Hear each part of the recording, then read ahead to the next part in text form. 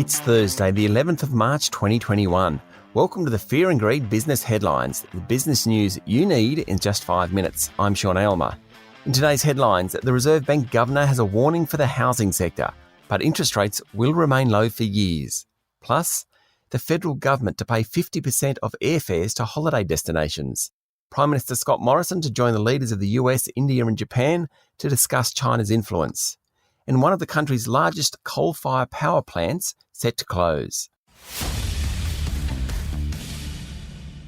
Our lead story today, Reserve Bank Governor Philip Lowe yesterday sent a frank warning to lenders: behave and maintain tight lending standards, otherwise face the prospect of more regulation. The comments come as house prices continue to surge, loan amounts hit new records, and the economic outlook gets better and better.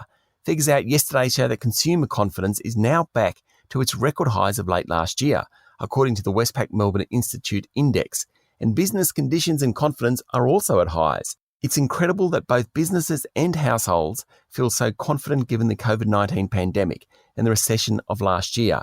But low interest rates and big spending by governments are doing their job in stimulating activity. Dr. Lowe said there are various tools to slow the run-up in house prices, apart from lifting interest rates. What he's talking about is making it harder for banks to lend money to certain applicants, or asking for higher deposits, or for more security. The governor doesn't want to use interest rates to curb the market because that would hurt economic growth. In overseas news, Wall Street rose overnight, though tech stocks lagged, which wasn't surprising given how well they'd performed on Tuesday night. Dominating sentiment was the Biden administration's $1.9 trillion spending package, which was expected to be handed to the president for his signature later today. Mr. Biden will host the first quadrilateral security dialogue tomorrow, involving himself and the Prime Ministers of Japan, India and Australia. Local PM Scott Morrison said talks will focus on security matters and maritime issues, which is pretty much code for China. It does demonstrate the key role the US wants Australia to play in the region as Washington works to diminish Beijing's influence.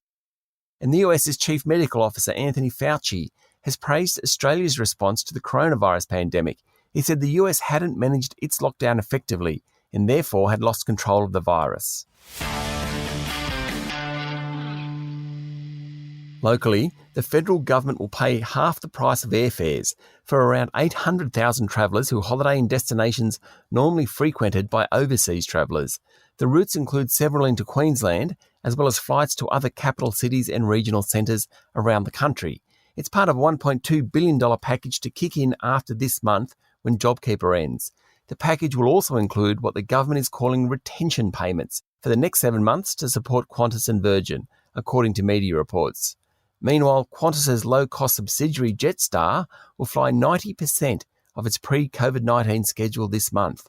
CEO Gareth Evans said leisure flight bookings were 10 to 20% higher than pre-pandemic, and assuming state borders stayed open, the outlook was pretty positive.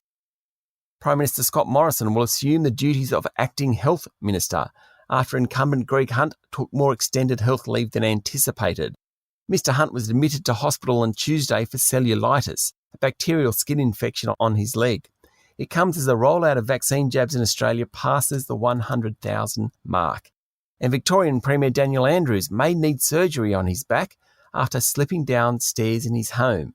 Mr. Andrews is likely to be out of action for several weeks and possibly months after his prognosis was worse than expected. Energy Australia will close its Yallourn coal power station in Victoria 4 years earlier than scheduled in 2028, triggering warnings from the government that power prices could shoot up. The plant provides 1/5 of the state's power, and its closure highlights a shift to renewable energy. Coal-fired power electricity still provides around 2/3 of all generation in the national electricity market, but analysts say the sector is now at a tipping point. Wind and solar will be the main energy forms of the future, supported by hydro and batteries. The Australian share market ended yesterday down 0.8% to 6,714 points, led lower by mining and financial stocks. Fortescue Metals fell by almost 8%, the biggest decline of the top 200 stocks, while Rio Tinto was off 5% and BHP was down 2.6%. The big miners were all hit by lower iron ore prices. The big banks also lost ground, with ANZ, National Australia Bank and Commonwealth Bank all falling more than 1%. At the other end of the spectrum, the local tech stocks rose sharply, and gold miners did well on the back of a 2% jump in the price of the precious metal. Afterpay share price surged 7.5%, rebounding somewhat from big losses of recent weeks. The jump came despite US payments giant PayPal saying it will make its new Pay in 4 instalment options available to its 9 million Australian customers in early June. That's sure to add some competition into the marketplace. Meanwhile, the corporate regulator ASIC said it would launch a new probe into the buy now, pay later sector to ensure the operators stick to new design and distribution obligations. And Bo Pahari was one of the more controversial figures in corporate Australia last year. He was appointed to run AMP Capital, but then forced to step down over allegations around his treatment of a female employee. AMP's annual report was released yesterday, and it shows that Mr. Pahari was paid a $1 million bonus for the 50 days he was running AMP Capital, and about $6.5 million for the year. Not a good look. That's the Fear and Greed business headlines for today. Make sure you've hit subscribe so you don't miss out. There's also more detail and plenty of other stories in today's full Fear and Greed podcast, including an interview with John Sharp, Deputy Chair of Rex, about the airline's battle with Qantas. I'm Sean Aylmer. Enjoy your day.